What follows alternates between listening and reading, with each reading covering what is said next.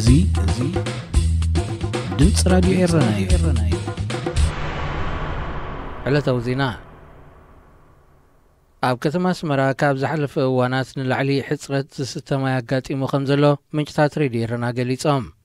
መንግስቲ ኤርትራ ብዝሓለፉ ዓመታት ግቡእ ቀረብ ኣገልግሎት ማይን ኤሌክትሪክን ከቕርብ ከም ዘይጸንሐ ዝፍለጥ ኮይኑ ኣብ ዝቕንያት ዝግና ብተዛማዲ ደሓን ዝኾነ ክራማት ብምምጽኡ ህዝቢ ተስፋ ገይሩ ከም ዝጸንሐም ነዚ ሓበሬታ ዝለኣኹ ምንጭታት ዝሕብሩ። በዚ ዝተረኣየ ክራማት ህዝቢ ብዝከኣሎ ናይ ዝናብ ማይ ብምዕቃብ ንመተሓጻጸብን ካልእ ኣገልግሎታትን ክጥቀመሉ እኳ እንተጸንሐ ዝስተ ማይ ንምርካብ ግና ኣዝዩ ተጻጊሙ ከም ዘሎ ይሕበር። በዚ ምኽንያት ህዝቢ ከተማ አስመራ ዋኒኑ ኩሉ ገዲፉ ጀሪካናት ብምሓዝ ማይ ንምምእራር ካብን ናብን ክመሓላለፍ ምርኣይ ንቡር ኮይኑ ይርከብ።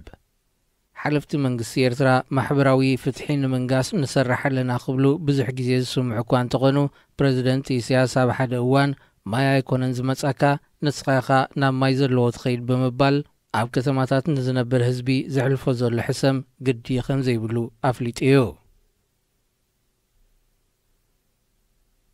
ሱዳንን ደቡብ ሱዳንን ናብ መንጎአን ዘሎ ዶብ ሙሉእ ብምሉእ ክኸፍትኦ ተሰሚዐን። ክልቲአን ሱዳን ናብ ዝስምዕ እዚ ዝበጽሓ ፕሬዚደንት ሳልቫኪርን ቀዳማይ ሚኒስተር ዓብደላ ሓምዶቕን ኣብ ከተማ ጁባ ተራኺቦም ኣብ ዘተይሉ እዋን እዩ።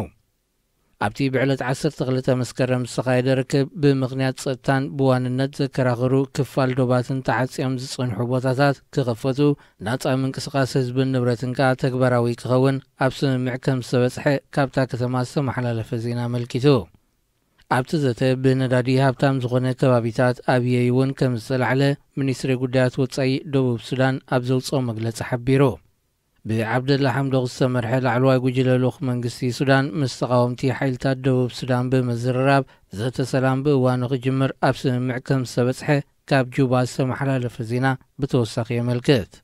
ዝምድና ክልቲአን ሱዳን ሓድሽ ስርዓት ካርቱም ድሕሪ ምምስራቱ ከም ብሓድሽ ይጅመር ከም ዘሎ እዩ ዝፍለጥ። ኣብ ኢትዮጵያ ኣብ ልዕሊ ሓደ ናይ ፖሊስ ነቑጣ ብዝተኻየደ ናይ ቦምባ መጥቃዕቲ ብውሕዱ 9 ሰባት ከም ዝቖሰሉ ማዕከናት ዜናታ ሃገር ገሊጸን። እቲ ኣብ ከተማ ቡራዩ ዝርከብ ነቑጣ ፖሊስ ዝተኻየደ ናይ ቦምባ መጥቃዕቲ ብሓሙስ 12 መስከረም ምሸት ከም ዘጋጠመ ተገሊጹ። ክፍሊ ርክባት ምምሕዳር ኦሮምያ ብዝሃቦ መግለጺ ምስ መጥቃዕቲ ብዝተኣሳሰር 22 ሰባት ኣብ ትሕቲ ቀይዲ ኣትዮም ኣለዉ።